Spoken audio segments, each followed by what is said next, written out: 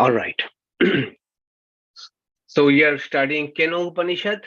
We have finished third chapter and three verses from the fourth chapter, which is also the last chapter. We saw that what we concluded with was a story, and the story is an analogy. It has got many messages in it, very wonderful messages.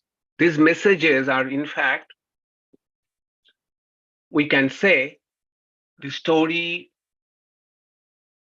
are the concrete examples of the teachings of main teachings of the Upanishad. The main teachings that were taught in the first and second chapter of the Upanishad, which was a conversation between a teacher and a student, those same teachings are exemplified in different ways through this story. We have read the story, and today we shall take up a very important discussion before we go into the next verse. So I want to make sure that you are all following me. Okay. We are on the same page because this is such a very important discussion. The discussion is about upāsanā. Upāsanā. Some of you might have heard the word upāsanā. We shall try to understand what upāsanā is and why it is necessary. That will help us, make us ready to appreciate the next two verses. It was not absolutely essential for me to dwell on upāsanā, but I believe from a spiritual perspective, from a seeker's perspective, upāsanā is a very important aspect, and we should be clear about what upāsanā is, what its place in our spiritual life is, what is upāsanā for a devotee, what is upāsanā for a person in the path of jnana, in the path of wisdom. All right. So one question comes to our mind very often, that Upanishad speaks about abstract things, high philosophy, lofty ideals, but how to realize those ideals in our own life? What spiritual practices Upanishad really tell us about? Is not it? This is a question that come to our mind. Upanishad are speaking very high philosophy, lofty philosophy. We understand it inspires us, but how to get there?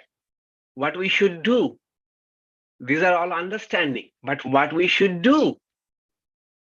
After all, we have to do something to get there. And what Upanishad speaks about our spiritual practice is how to realize the reality is upāsanā. Okay. Before going into upāsanā,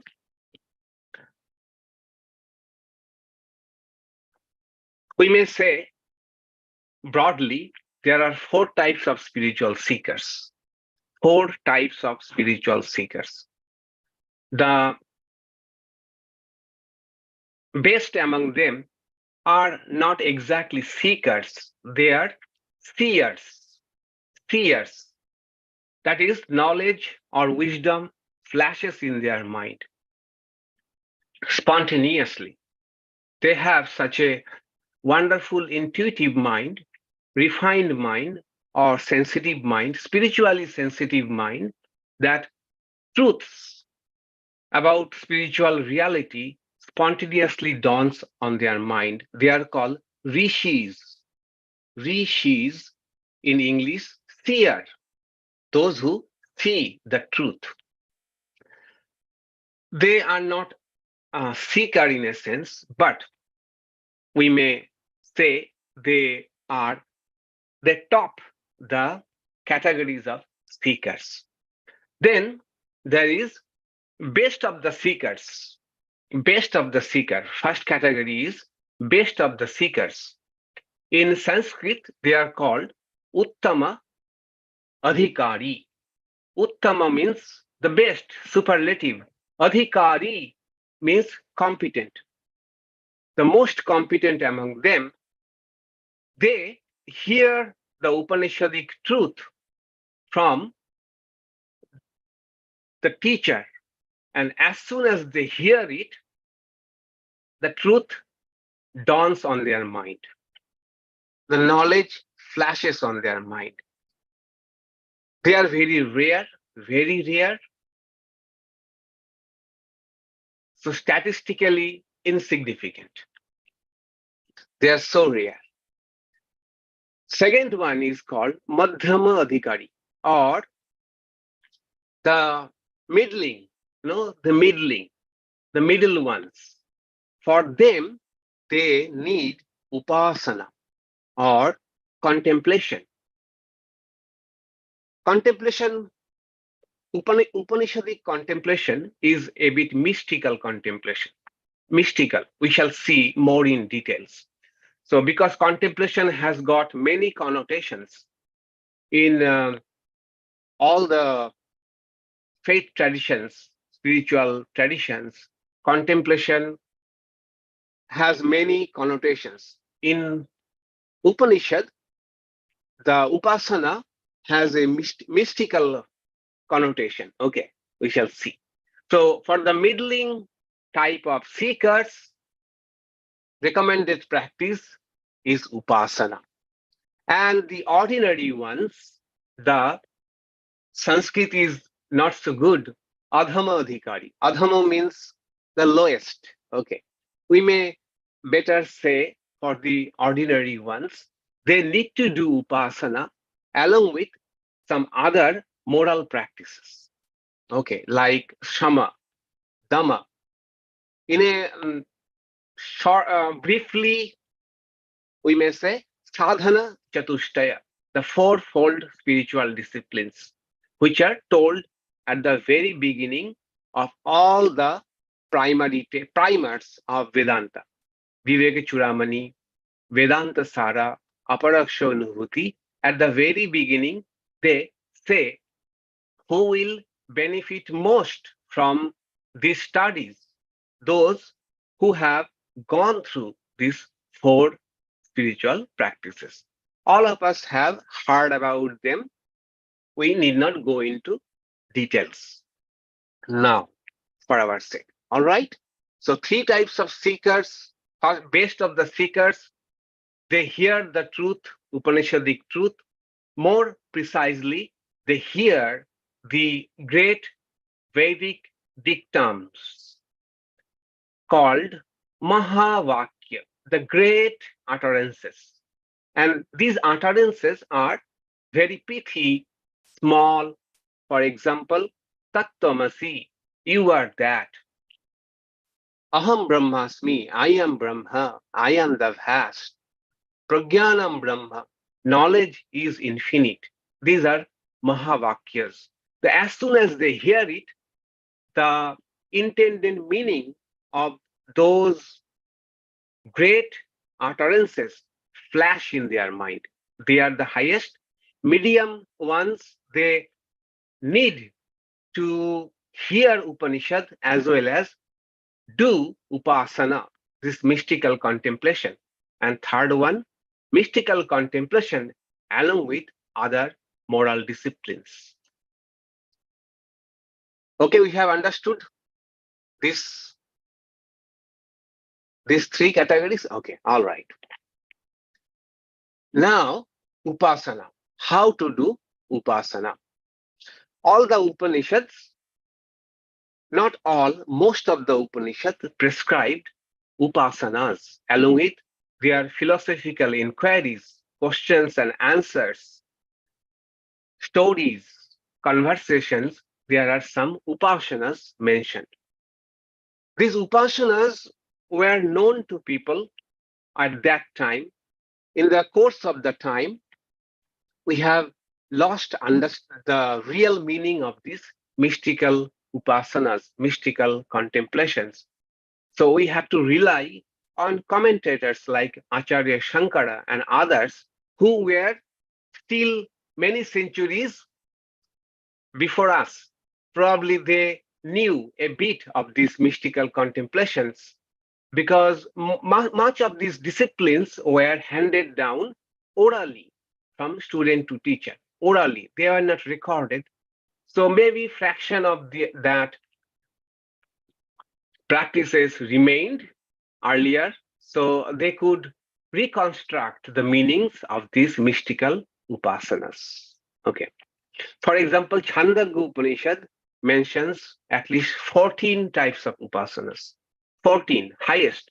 Any Upanishad describing 14 types of upasanas, they are called also Vidya. Vidya. Okay, Vidya. Brihadaranyaka Upanishad also. So these upasanas are meant to prepare our mind for the wisdom to flash. For the wisdom to flash. There is a purpose why I'm using the word wisdom to flash. The next verse will speak that Brahma flashes. The knowledge of Brahma flashes like lightning. Okay. So we may say these upasanas prepare our mind for the wisdom to flash. Okay. This is the purpose of upasana. What is the meaning of upasana? Upasana, literally, upa, two words. Upa means near, and asana, sitting. Okay. Sitting near. It is not physically sitting near. It is not physically sitting near anything, but a mental activity. It is a mental activity. What kind of mental activity? It's meditation. Mentally dwelling on a particular thought. Mentally dwelling on a particular type of thought. This is called upasana. Shankaracharya defined upasana in this way that when a continuous streams of thoughts related to only one object or one idea flows in our mind in such a way that it is like the of oil, smooth flow of oil being poured from one container to another container. So there is no break in that flow. In the same way, upasana means to raise in our minds thoughts, ideas, stream of thoughts related to a particular one idea or particular one object. That is the meaning of upasana. So why upasana is necessary for wisdom? Wisdom is jnana, knowledge. What upasana will do? What upasana will do? To know about that, to answer that question, briefly we should know that there are three types of knowledge. Three types of knowledge. One is sensuous knowledge, that is the knowledge we get through our senses, also called perception. Also in Sanskrit, it is called pratyaksha, that is direct perception. Okay, where mind, senses, objects are needed. And we saw briefly the process, how Atma, through with the help of mind, goes out, take the shape of the object, and the light of Atma really flashes the object, reveals the object, sensuous. Then non-sensuous knowledge, that is without the help of any sense organs. When we infer about something, infer, Parvato Banniman Dhumat. Well, I see smoke from distance. I can infer there is fire, although I have not seen the fire, but I infer it. So that is one. Second, memory. Through memory, that is also, memory is also a knowledge. But here, sense organs are not involved. Then feelings. I am knowing that I am happy, or I am knowing that I am not happy now. Here, there is no need of any sense organs, right? It is an internal knowledge, non-sensuous. Spiritual experiences or spiritual knowledge dawns in a domain of knowledge which is called supersensuous. Supersensuous knowledge. Whether it is vision of God or whether it is intuitive experience about presence of Atma.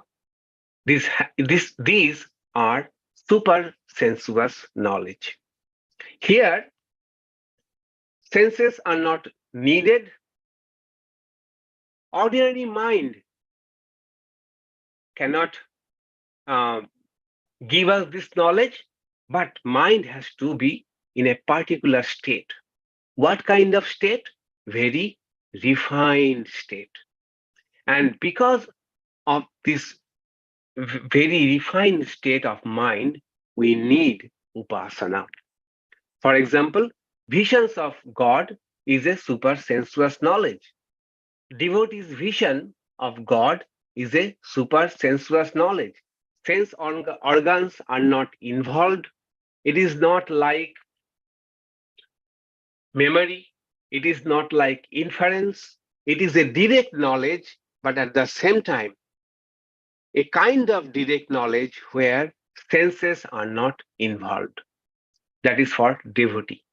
And for non-dualists are not interested are in the visions of God, but to intuit the presence of Atma, which we have seen this particular Upanishad is telling beyond the senses, beyond the mind. So how to intuit the Atma? We need a refined mind. How to refine the mind? How to prepare it for the intuitive experience of Atma? Upāsanā. Upāsanā. So how does Upāsanā start? Upāsanā starts from indirect knowledge. Okay. So say Upanishad is telling something to meditate upon, or our teacher has told us to meditate upon, or from any other source we have come to know, we have to come to know about any other kind of mystical contemplation. We are now trying to do that kind of contemplation and meditation. Here, for example, say I am meditating on Vishnu or Jesus Christ. How I am meditating? As I have read, as I have been told. I have not seen Vishnu. I have not yet seen Jesus Christ. So this meditation is starting with indirect knowledge. Someone saw, someone experienced, recorded, transmitted orally, or transmitted through texts, or we are nowadays watching also videos, and that we are taking as true, and we are starting from there. So that is not a false knowledge. It is indirect knowledge, but not a false knowledge. Why not false knowledge? Because those who are telling us supposed to tell us from their experiences. Okay, they have experienced it, and we have certain level of faith in the Upanishads or the teacher. So we are taking that what the teacher and the Upanishad is telling us, it is their experience, and now it is indirect knowledge for us. What we are doing, we are dwelling on it. So that at one time, this indirect knowledge becomes direct knowledge. This paraksha jnana becomes aparaksha jnana or aparaksha anubhuti. Jnana and anubhuti are sometimes used synonymously in Vedanta. So what is upasana? The basics of upasana.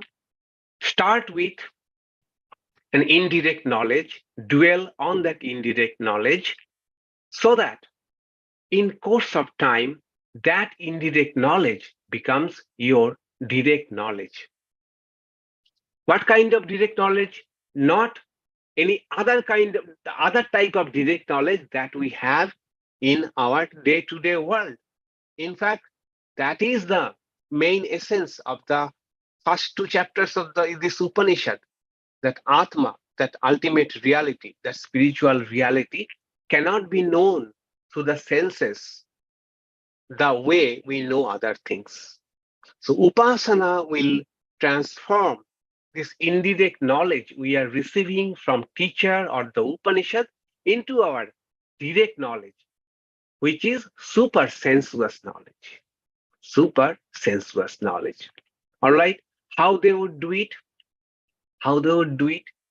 Okay. If we follow Kena Upanishad, the drift of Kena Upanishad, Atma is present in every cognition, every knowledge, everything we are observing, seeing, experiencing, feeling, memorizing, in every act of our mental activity, Atma is present. But what is happening here? We are having thoughts after thoughts after thoughts, they are coming, going, disappearing. Because of this distraction and continuous changing state of mind, it is hard for us to experience the presence of Atma. What Upasana tries to do is to make the mind one-pointed. With the help of these Upasanas, what we are trying to do, we are trying to make the mind one-pointed, so that in a one-pointed mind, the presence of Atma becomes easier. There's no guarantee it will happen, but it is the conducive state of mind to intuitively experience the presence of Atma. That is the role of Upasana in Jnana Yoga, in Vedanta. It is, remember, it is not again a vision of Atma. Upasana will not give us vision of Atma, but Upasana will give us the intuitive understanding of presence of something luminous, something profound, something vast in us. That is the role of Upasana. So Upasana makes the mind one-pointed. How? Generating same types of thought on divine objects when mind flows smoothly like the flow of oil. So Upasana, the revised definition of Upasana, we can now say that sitting or dwelling on a particular thought, a particular divine thought, spiritual thought for a long period of time. Long period of time. Okay. And long does not have to be really in terms of minutes and hours. Okay. It may also refer to intensity. It may also refer to intensity, but for a considerable amount of time. For 1 second, if I dwell on something, and for the next second I am not, that is not Upasana. All right. And it is, we can compare it with, for example, a scientist, suppose, has encountered a problem. Now, what the scientist is trying to do, dwell on the problem, dwell on the thought for a long period of time, and with the exclusion of all other thoughts. If they can do it, maybe the solution flashes in its mind. That is what has happened for most of the breakthroughs. They dwelt on a problem, on a particular set of ideas for considerable amount of time, and the solution flashed. Similarly, if Upanishad says, if we can dwell on the ideas which Upanishad will present very soon, then the intuitive experience of Atma may flash on our mind.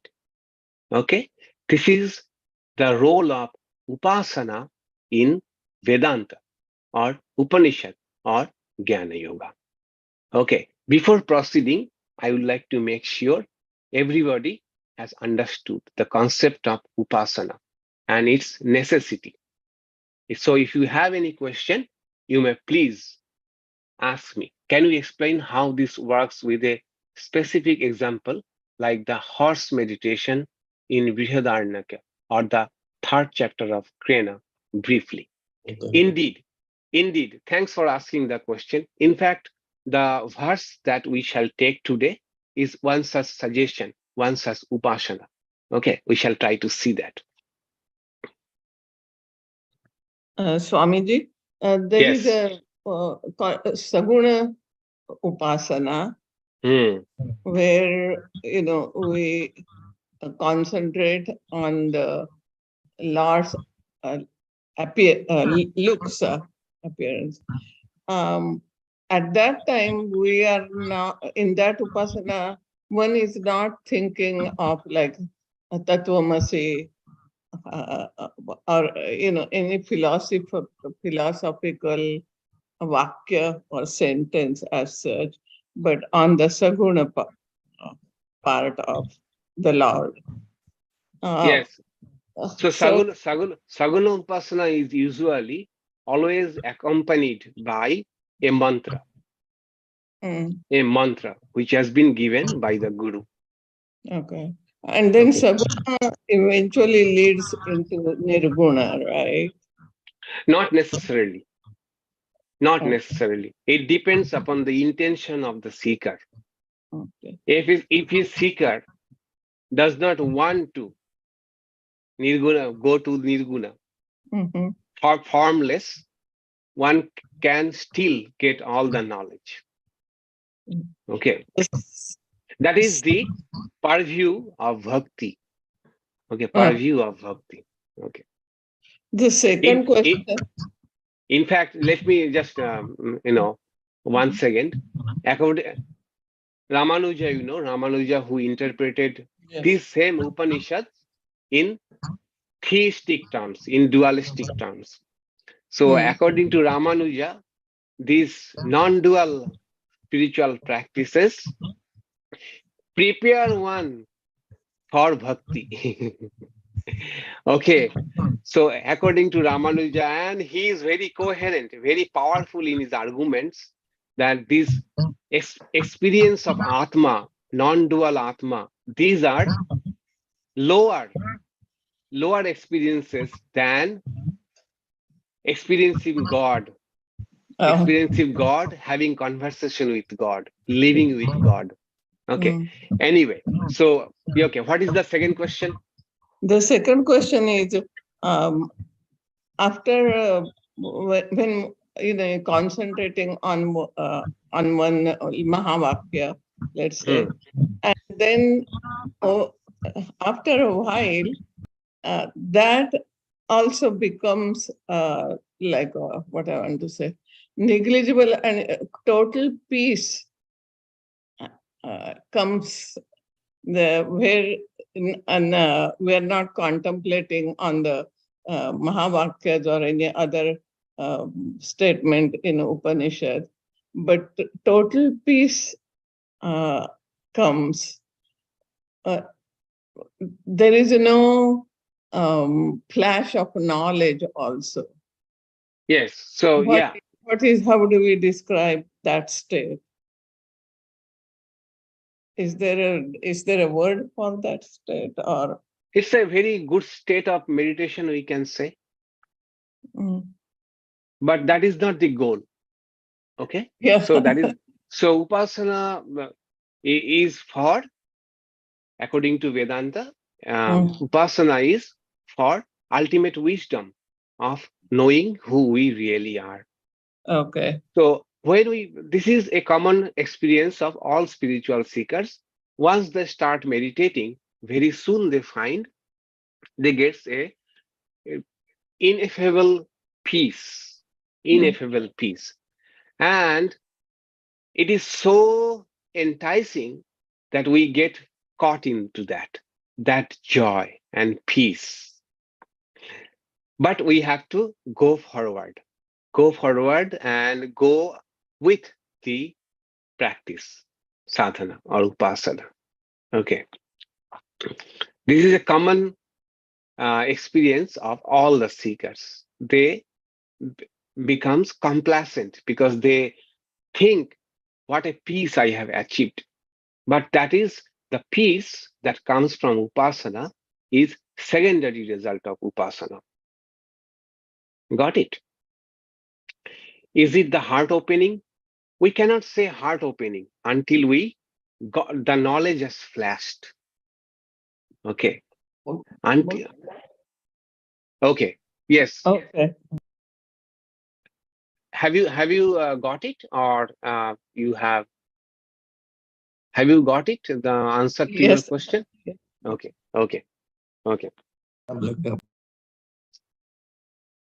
Yes. Any other question from anyone? Upāsanā, right? The value of upāsanā. Yes. The same thing is contained in the Yoga Sutras, right? Which one? What's the difference in the practice or the goal of the practice as described in the Yoga Sutras? Yeah, Yoga Sutras does not seek illumination. Okay. But they seek purification of the mind, so to speak. Yes. Where you have that one thought or that one stream and nothing else. Yes, indeed. That is also not goal. Okay. So yoga's goal is to completely silence all kind of thoughts, all kind of vrittis. That is not possible for a beginner. So aim for having only one vritti in mind, one thought of mind, which is called samadhi. Okay, which is called samadhi. So yoga's goal is to totally stop the functioning of the mind and come to the understanding that Purusha, the soul, is only what it is. That alone is. Okay. One more question. Yes, go ahead. Yes. Actions like puja or chanting, what category do they fall into? Or lighting candles at church, or doing puja at home, where? Yes, they can also be called upāsanā, in a broader term. But upāsanā, in related to Vedanta or Upanishad, has always means contemplation, mystical contemplation. Okay, upāsanā is it can be also have a very generic name for it, as the name contemplation, I guess they fall into maybe the karma kanda part of the Vedas. To some extent, Shankaracharya tried to say like that. Okay, but Ramanuja said that this kind of activities like worship, going to temple, or other religious activities should not be called karma at all. Oh. Okay, because they are more nivritti, not pravritti. Oh, okay. All right. Okay, so have we all understand upāsanā to some extent? At least theoretically upāsanā we have understood. So Maharaj, yes, Mantra japa, what we do, is that considered upasana also? Upasana. Because we Yes, meditate. yes, yes, totally. That is the upasana and saguna upasana. Okay, thank you. Yes. All right. Now that we have understood upasana, we have to go to a special kind of upasana. What is that? It is called ādeśa. Okay. Ādeśa. Ādeśa literally means instructions, recommendations, suggestions. This is the broad meaning of the word ādeśa. In Upanishad, whenever the word ādeśa has been used, that means upasana through an analogy. That is, a story has been told or reference to some natural phenomena have been given in details, then they are said, this is ādeśa. That is, this is your mystical contemplation. So what kind of mystical contemplation? Which is based on analogy. Analogy of a story, analogy of a phenomenon.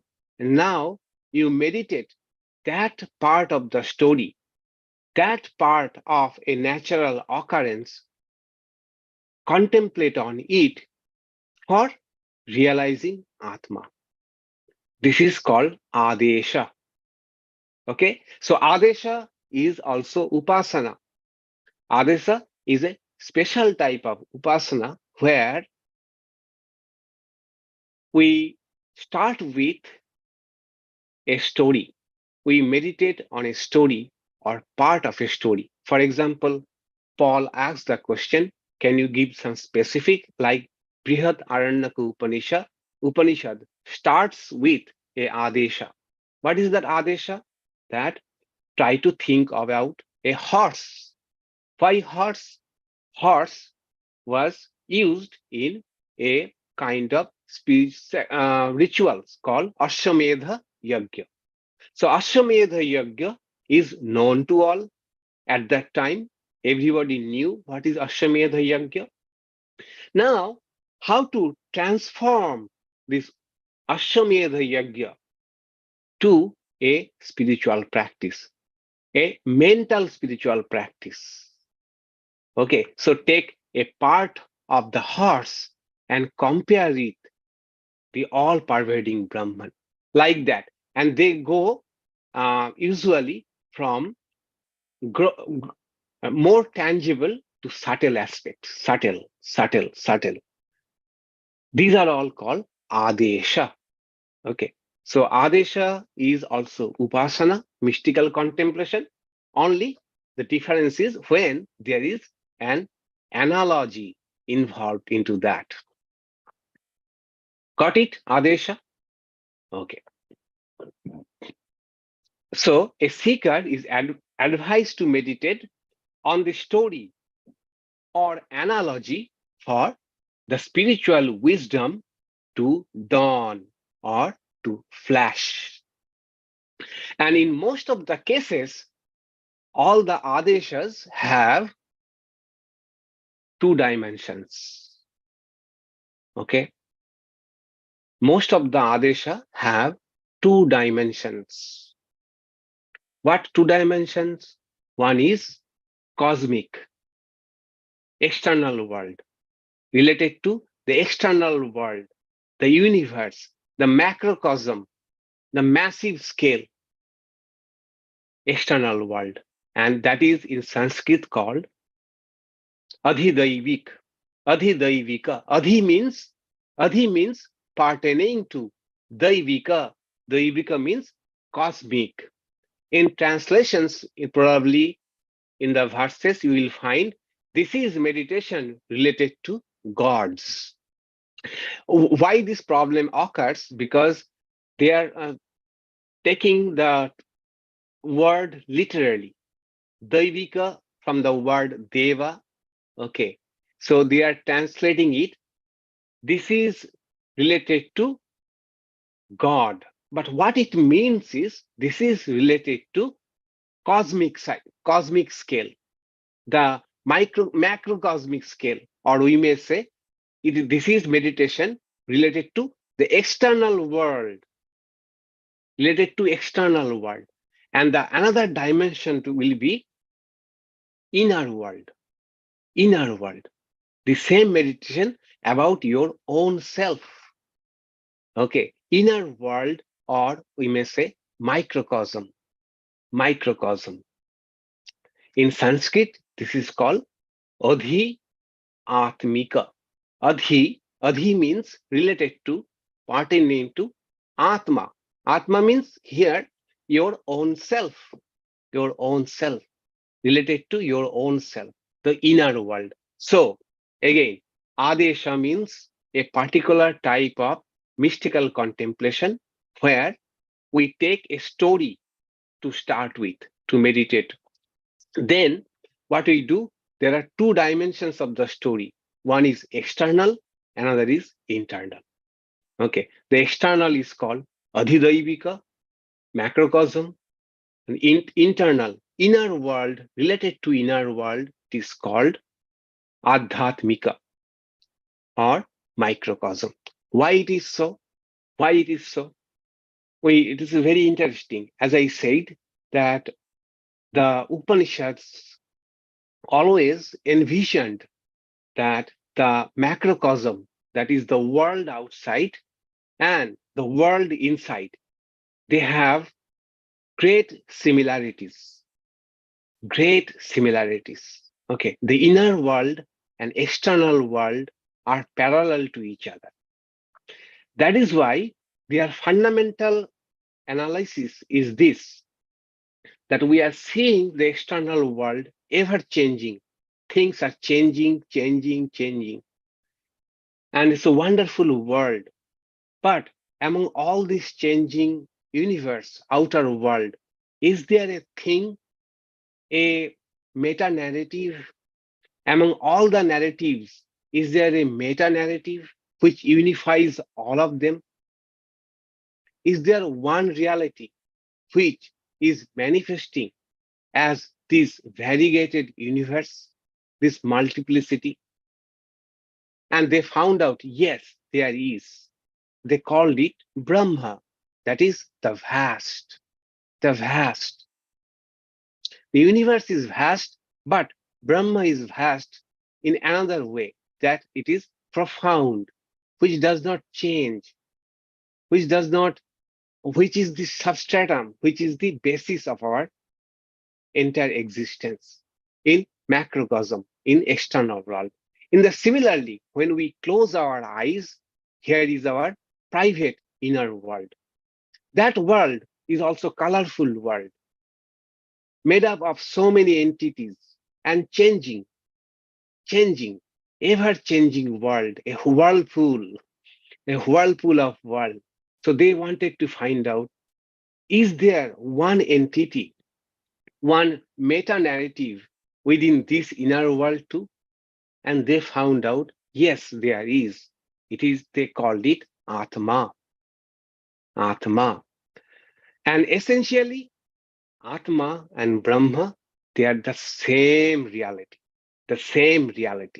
Okay, so inner world, outer world, for both the worlds, the thing, that the entity that holds them together is the same thing called Sat Chit Ananda, the joy, the existence, the awareness. And in relation to our own inner world, this entity is called Atma. And when we are referring it from the standpoint of this cosmic scale, the same entity is being called Brahma. And what the teacher said, what you are seeking, the question the student asks, that who drives our being? Who really drives us? That is there a fundamental thing or entity which is responsible for all these varieties of organs and faculties and ever-changing mind, is there anything, that one entity which is behind all of this? And the teacher said that what you are seeking is vast. What are you referring to? Your own reality is not only your own reality, but that is also Brahma, but that is also vast. In what sense? In essence, essentially. One example helps here. Water. Water in ocean, water in a small pot. Both are essentially the same water. When we are referring it from the standpoint of the bottle, we are calling it the bottled water. And from the standpoint of the ocean, we are calling it the vast, expansive water body. Okay. So why that is why all these ādeśas, all these upasanas that Upanishad recommend always have two dimensions. One is outside. Think of in cosmic scale, and another side, same universe is also within you. So think from the perspective of your inner world. Okay, so that's why we shall see in the next two verses, the Upanishad will speak about three upasanas, three ādeśa. Two of them are related to the cosmic scale. In cosmic, Brahma, how Brahma appears? Like a flash. Like a flash, it appears in the external world. And what is the relevant of story here? As Yaksha appeared like a flash of light and also disappeared, so also Brahma, the vastness, that reality, appears in the external world in a moment, or it creates the external world in a moment, but it transforms everything. It illumines everything. As a light illumines everything, as a lighting, thunderstorm is going on in Michigan, and we see lightning. And through the dark skies, there is a momentary flash of light which illumines everything, but at the same time it's gone, that moment. So Upanishad in the next verse, it will say that the Brahma comes like a flash, like a flash. We may call it the lightning meditation. Lightning meditation. Lightning under quotation, it is compared to lightning. Okay. Of a thunderstorm, lightning meditation. Second, like a winking of eyes. As it takes only a moment to wink our eyes, and in that moment, what happens? Not seeing anything to seeing everything. From not seeing to seeing, from not knowing to knowing, is in a wink of an eye, so momentary. So Upanishad is suggesting probably in the next mantra. In the next mantra, Upanishad mentions two types of meditation, winking meditation and lightning meditation, that is related to Brahma, the vast reality in terms of macrocosm, external world. In external world, how a seer, a seeker can experience Brahma? It may appear like a flash of light. In a moment, it may appear like a flash of light. We shall see next day. I thought I will be able to cover this mantra today, but I think it's better not to start the mantra. Let's assimilate what we have understood today. It's a very important concept, upāsanā and ādeśa. Okay. And the next mantra, 4.5, will speak about the same meditation, but in your inner world, which is called thought meditation. Thought under quotation, thought means as it, Atman, flashes through your every thought. And not only that, as it were, our mind, through its memories, through its aspirations, through its desires, through its frustrations, is always, every moment, trying to get a glimpse of that reality. That is, mind is always running or running after that realization. Mind is always seeking to know Atma, moment to moment. That is also can be basis of another mystical meditation. Okay, 4.5 and that is in 4.5 and 4.4 is two meditation related to Adhidaiva, related to external world.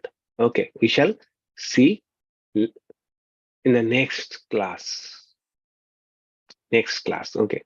Today was introduction to the next two mantras. In fact, Upanishad will give not only these three mantras, but three meditation, three upasanas.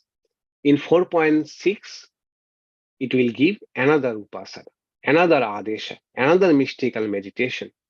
And unfortunately, we can a bit reconstruct this mystical meditation, a bit, because these are lost. These were lost. Okay, just they mention the name of the meditation. So probably in their full complexity, in full details, we may never know what these mystical meditations were.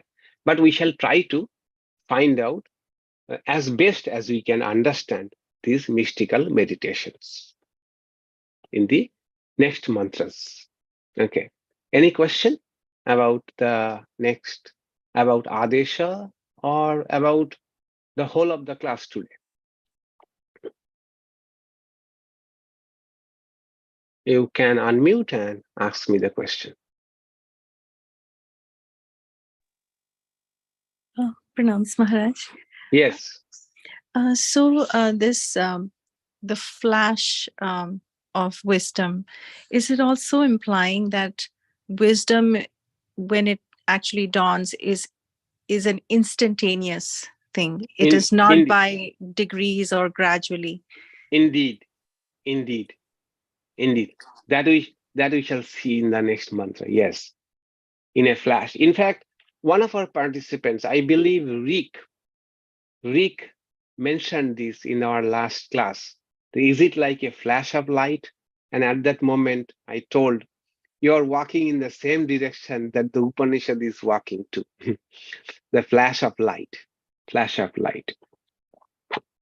Momentary, but transformative and illuminating.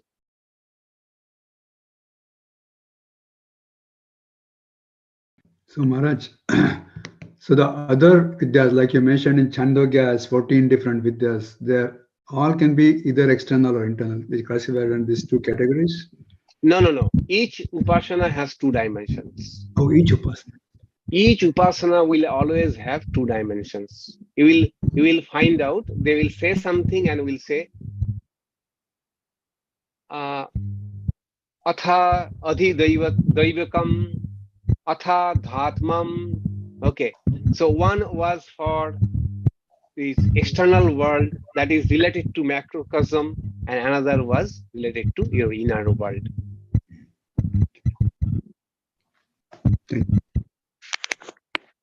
Am I on? Yes, Swami. you are on. Yes, Rick. So something came to me while you talked. You said that the vast, you used water. And so you have the vast ocean. And then you have the contained water, the cup. So you have the vast and you have the contained, and they are the same. And then you spoke about Satchitananda. Now here's a thought. Where is the commonality? Here's a thought. Where is the commonality between the vast and the small and the individual? And you called it Satchitananda. And in my mind, the vast ocean is wet. The small cup is wet. So the Sat Chit Ananda is the wetness in the experience. That's it's the commonality that they both contain. They both contain. I know it sounds crazy, but that's what the Sat, for my head, Sat Chit Ananda is the wetness in the experience of both. It's the quality of both. Does it make sense? So, no, I have got it, but what does wetness signify here? That's a good question. So you know, the ocean is big. Small one is small. So is that experience? No. The ocean is turbulent. The little cup is not. So is that the experience? No. It's just, what is, I don't know. I don't have a word. Okay. So let me clarify. So the common thing among the ocean and this contained or the container is both are having water. Okay? Both are water, is not it? So analyze the water, what we shall get? H2O. H2O, right? Atoms of water in both the cases. Okay, so in if we now apply this to our spiritual dimension, Upanishadic dimension, so the essence in us, Atma, and the essence of the entire existence, this essence is, what this essence is cannot be expressed in words, but only can be given some idea about. What is those ideas? Sat, that both of them exist. Chit, both of them are aware. And Ananda, that is, both of them are bliss. Both of them are the basis of bliss. These are the similarities in Atma and Brahma. You got it? Yes, I do. And so then to use this connection to the water and the wetness, both waters are wet. That's the common experience in the vast, in the small. And you just express the qualities of wetness are Sat, Chit, Ananda. So with that in mind, with using those words, would the experience of samadhi be just the wetness without? Indeed. In fact, what is this thing? What is the quality cannot be ascribed to Brahman, is not it? Remember, if it had any quality, it would become a thing of expression, right? That is why mind cannot grasp it, senses cannot see it. It is ineffable for sure, ineffable.